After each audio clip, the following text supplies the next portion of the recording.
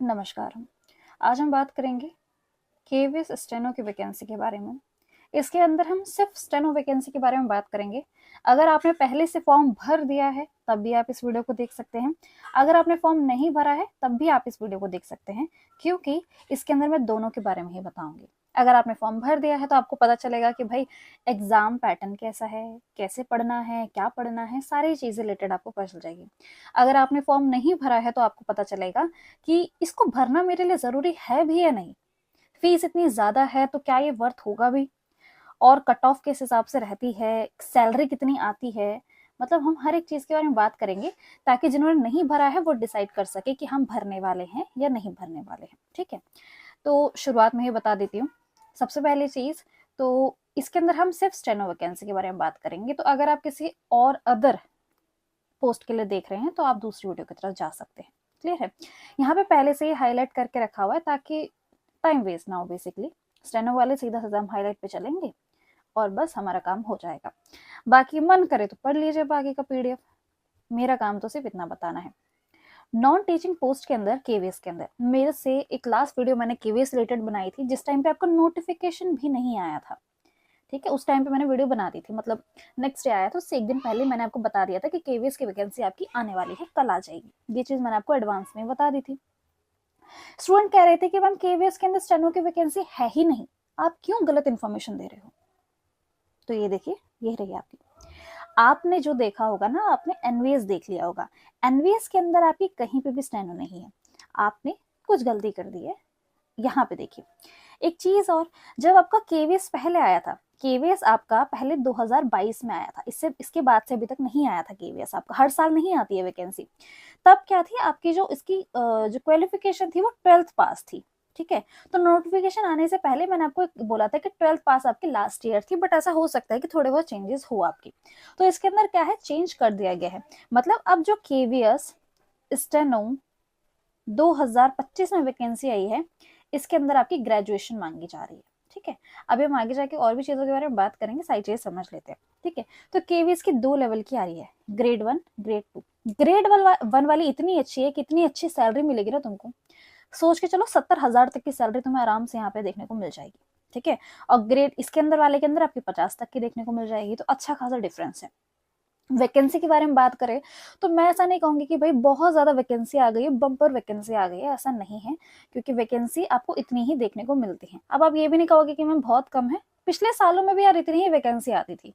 ऐसा नहीं है कि इस बार इन्होंने बिल्कुल घटा दिया, इतना ही ज्यादा इसके अंदर देखने को मिलता है।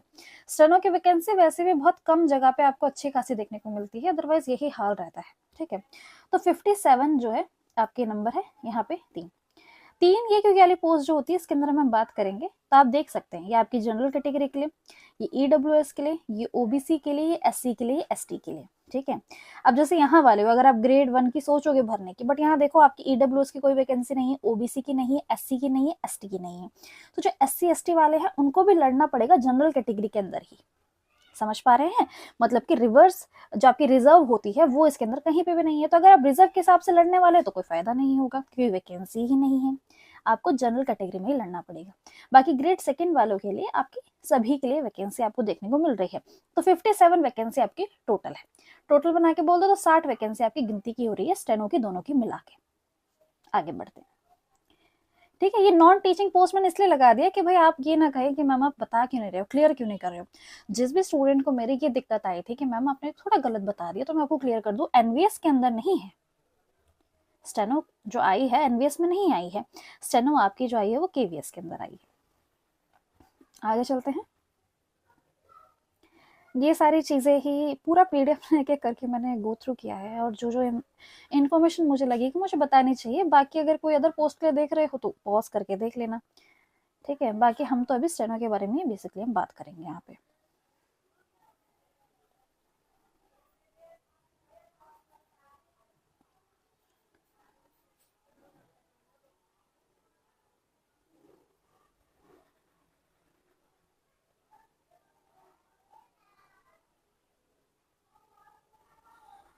तो ये हमारी स्टेनो की आ चुकी है। ग्रेड 1 के अंदर आप देखिए ये लेवल 6 की जॉब है। लेवल 6 की। तो इसमें तो आपका 35 का जो होता है ये जो है आपका बैठ रहा है।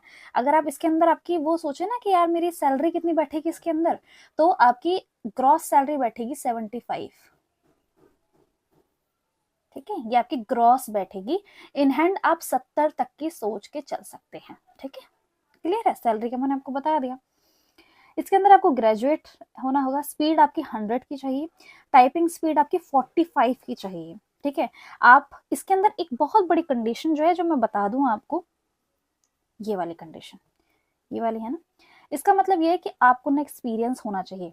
आप ग्रेड सेकंड की जॉब में 5 साल आपको काम करा होना चाहिए। ये आपका बेसिकली होता है ना वर्क एक्सपीरियंस जो मांगा जाता है, इसके अंदर वो मांगा जा रहा है।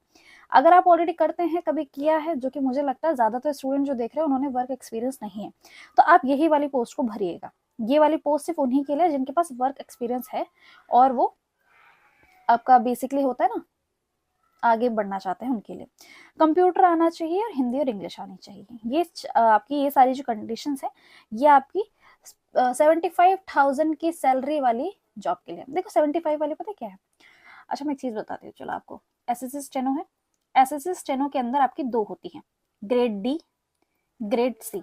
ग्रेड सी भी 2 लेवल की होती है।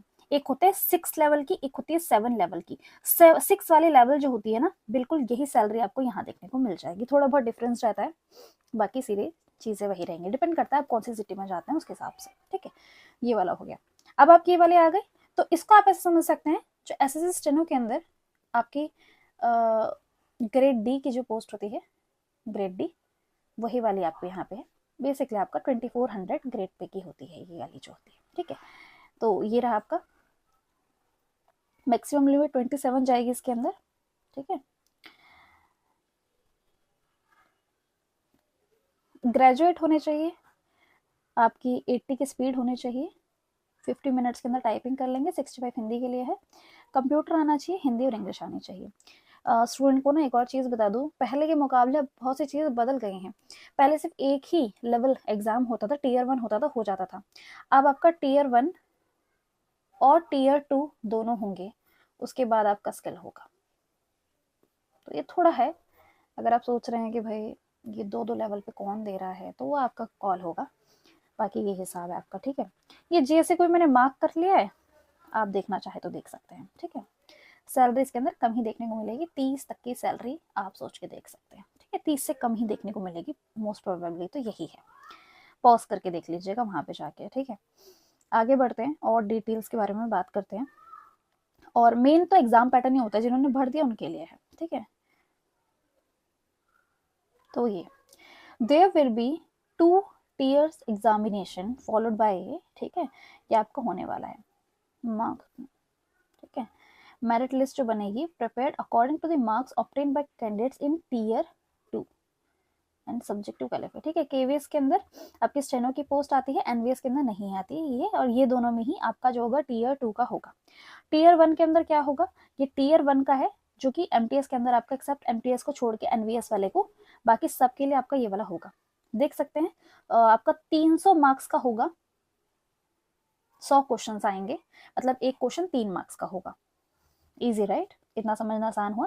300 मार्क्स, 100 क्वेश्चंस, और फिर आपका रीजनिंग आ रही है, न्यूमेरिकल एबिलिटी मतलब मैथ्स आ रही है, कंप्यूटर आएगा आपका, जनरल नॉलेज आपकी देखने को मिलेगी, जीके बेसिकली, और आपका इंग्लिश लैंग्वेज वाला जो हो गया, और ये वाला भी आपका one other modern Indian language, आप कुछ भी चूज कर सकते हैं उसके हिसाब से।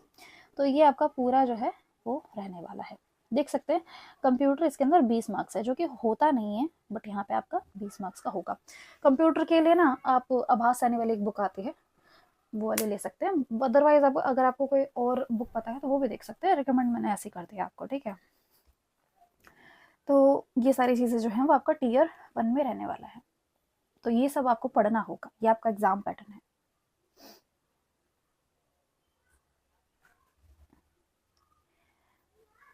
There will be negative marking for wrong answer, जो कि आपका 1/3 होगी। ठीक है, मतलब 1 मार्क्स आपका कटेगा।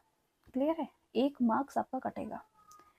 3 मार्क्स का एक क्वेश्चन है, अगर हम 1/3 बोल रहे हैं, तो अगर आप कोई गलत देते हैं तो आपका 1 मार्क्स काट लिया जाएगा।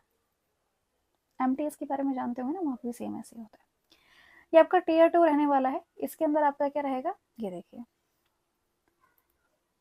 आपका ऑब्जेक्टिव वाला जो है ये 60 है, इसके 60 ही मार्क्स है। बट जो आपका डिस्क्रिप्टिव वाला होगा, डिस्क्रिप्टिव वाला आपका 40 होगा, मतलब एक क्वेश्चन 4 मार्क्स का होगा डिस्क्रिप्टिव के अंदर, ठीक है। एक और चीज, 2.5 घंटे के अंदर पेपर होगा। ये पेन और पेपर वाला और ये OMR शीट वाला जो होता है ना, बेसिकली हम भरते हैं ऐसे ऐसे करके, ऐसे ऐसे करके OMR शीट भरते हैं ना, आपने कभी कोई एग्जाम दिया होगा तो पता होगा आपको। तो ऑब्जेक्टिव वाला 1 ही मार्क्स के हैं, डिस्क्रिप्टिव वाले 4 मार्क्स के हैं। तो कुछ इस तरीके से आपका रहने वाला है। There will be negative marking for wrong answer, 1/4 आपकी जाएगी, will be detected for each question, ठीक है। तो आपकी 1/4 जो है वो इसके लिए आपकी यहाँ पे लग जाएगी। क्लियर है? तो ये आपका रहेगा। फिर आपका स्किल होगा, स्किल के बारे में भी यहाँ देख सकते हैं, मैं पूरे को ऐसे लगा देती हूँ, ठीक है। 10 मिनट्स का 80 आपका, आपको 50 मिनट्स दिए जाएंगे इंग्लिश के लिए, 65 मिनट्स दिए जाएंगे हिंदी के लिए टाइप करने के लिए। फिर आपका टाइपिंग टेस्ट भी होगा, जिसके अंदर आपकी नेट की स्पीड आनी चाहिए 40 की इंग्लिश वालों की, और हिंदी के वालों की इतनी आनी चाहिए। पहली चीज़ ये क्वालिफाइंग है, डरने की बात नहीं है, मतलब बेसिकली मार्क्स वाले। फिर आपका ये कंप्यूटर का टेस्ट होगा, MS word, excel, access, MS PowerPoint, internet, ये बेसिक सी चीज़ें हैं, 5 चीज़ें आती हैं आपकी। 100 मार्क्स का होगा, मिनिमम 40% मार्क्स आपको इसके अंदर करने होंगे। ये आपका कॉल होगा कि आप इसे भरना चाहते हैं या नहीं भरना चाहते हैं, और जिन्होंने भर दिया वो देख सकते हैं। पहली चीज़ आपका पहले टीयर 1 होगा, जिसके बारे में हम बात कर चुके हैं। उसके बाद आपका टीयर 2 होगा, आपका स्किल होगा,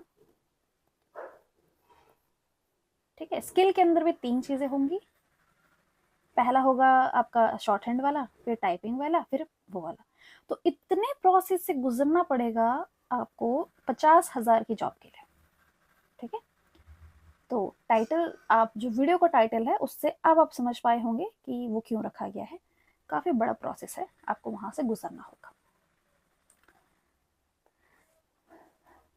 एक चीज़ है यार, इन सब एग्ज़ाम्स वगैरह में ना दिक्कत ये होती है, फीस बड़ी चार्ज करते हैं यार ये लोग। मतलब ये चाह ही नहीं रहे हैं कि स्टूडेंट ज़्यादा ज़्यादा भर सके, इतनी ज़्यादा फीस है, बस पैसे बनाने का तरीका होता है। आप इसे कम भी रख सकते थे, इसे 500 रुपये भी रख लोगे तो यार हर किसी के लिए हो जाता है। बट नहीं, इतनी ज़्यादा फीस रख देते हैं। फीस आपको दिखा दूँ, ये आपकी दोनों की, अगर आपको लग रहा है कि सिर्फ इतनी फीस भरनी है, आप गलत है। ये प्रोसेसिंग फीस भी आप ही को देनी है। तो 1700 रुपये आपको देने हैं इन दोनों के लिए, ठीक है। इसके अंदर तो आपकी कंडीशन है, वो पूरी करेंगे तभी भर पाएंगे, वरना ये वाला आपको भरना पड़ेगा। इसको निकालने के बाद भी आप टीयर 1 देंगे, टीयर 2 देंगे, स्किल देंगे। स्किल के अंदर भी 3 चीज़ें हैं, पहले आप शॉर्ट हैंड देंगे, फिर टाइपिंग देंगे, फिर कंप्यूटर के अंदर MS एक्सेल पावर पॉइंट ये सब करके आपको करना होगा। ये दोनों क्वालिफाइंग हो जाएंगे, ये वाला आपका मार्क्स ऑब्टेन करना होगा। नहीं कर पाए तो आउट हो। और फीस आपकी इतनी ज़्यादा यहाँ पे चार्ज की जा रही है, ये पूरा आप देख सकते हैं। ये वाला 1700 रुपये बेसिकली आपका कॉल। अगर आपने भर दिया है तो फिर आपके लिए फीस ज़्यादा बड़ी चीज़ नहीं है, और आपको सारी चीज़ें जो है वो मैंने बता दी है। पर अगर आपने नहीं भरा है तो आपको सोचने का टाइम है कि आप भरना चाहते हैं या नहीं भरना चाहते हैं। सोचने का टाइम इसलिए है क्योंकि इसकी एंड डेट 4 दिसंबर है, ठीक है। तो 4 दिसंबर की एंड डेट है। जिन्होंने भी फॉर्म वगैरह जो है वो भर दिया है, ठीक है, जिन्होंने भी फॉर्म वगैरह भर दिया है और नहीं भरा है कोई भी, आप हमारे टेलीग्राम चैनल के साथ जुड़ जाइए, ठीक है। ये वीडियो जितना अच्छा रिस्पॉन्स दिखाएगी, जितना आप डिमांड करेंगे वो करेंगे। हम बात करेंगे इसके बाद एग्जाम पैटर्न क्या होगा। एग्जाम पैटर्न के बारे में बात कर चुके हैं, बट होता है ना किसी किसी को चाहिए रहता है अलग से वीडियो। एग्जाम डेट के बारे में बात कर लेंगे, बुक्स के बारे में बात कर लेंगे, स्ट्रेटजीज के बारे में बात कर लेंगे, सारी चीज़ें जो होंगी उसके हिसाब से होगी। आप एक काम करिए, टेलीग्राम चैनल के साथ जुड़ जाइए, पिन कमेंट के अंदर आपका लिंक प्रोवाइड कर दूंगी, वहाँ से जुड़ जाइए। वरना नॉर्मली क्वेश्चन वर्ड भी सर्च करेंगे तो दिख जाएगा। क्लियर है? तो ये आपका पूरा का पूरा हिसाब जो है वो देखने को आपको ऐसा मिला है। यहाँ पे हम इस वीडियो का एंड करते हैं। 15 मिनट की वीडियो अब जा चुकी है, तो यही वाला है कंक्लूजन। अपने हिसाब से तय करिए कि आपके लिए 1700 रुपये कितने मायने रखते हैं, और इतना बड़ा प्रोसेस आप पार करके जा पाएंगे, और SSC स्टेनो के अंदर आपके कितने मार्क्स है, उस हिसाब से भी आपको सोच के चलना पड़ेगा कि आपको भरना है या नहीं भरना है। अभी भी आपके पास चॉइस है, क्योंकि आज तो अभी तो हम नवंबर के एंड में अभी आए भी नहीं है, ठीक है। अभी तो आपका दिसंबर को 4 दिसंबर तक का टाइम है, तो अच्छा खासा टाइम है, सोच के चल सकते हैं, ठीक है।